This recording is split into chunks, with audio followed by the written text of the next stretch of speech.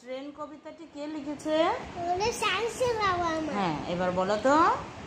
ঝকঝকাঝক ঝকঝকাঝক train চলেছে রাত দুপুরে, ওই ট্রেন চলেছে ট্রেনের বাড়ি কই, একটু দূরে একটু জিরোয় পেঁচিতে যাই মাঠ পেরেলে বন, পুলের উপর বাসনা বাজে ঝনঝনা ঝনঝন।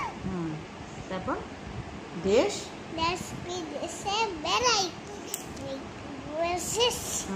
চলে বাজার বাসন দিন কেড়ে যাইবে, তাম্রতান মজার গাড়ি একটু খেতে কম, আমায় নিয়ে ছুটবে আবার ঝকঝকাঝক ঝক। বাহ, অনেক সুন্দর হয়েছে। আরেকটা কবিতা বলো তো। বলো, নদীর বাঁকে কবিতাটি কে লিখেছে? নদীর বাঁকে মশা মশারা ওসে। হ্যাঁ, বলো এবার।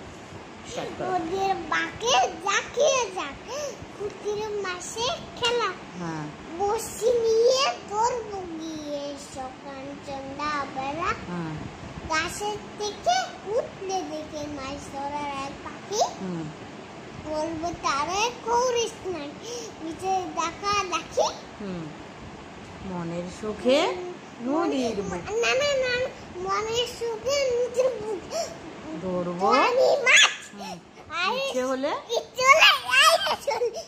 নদীর বাঁকে ডাকে কাছ, নদীর বুকের কাছ।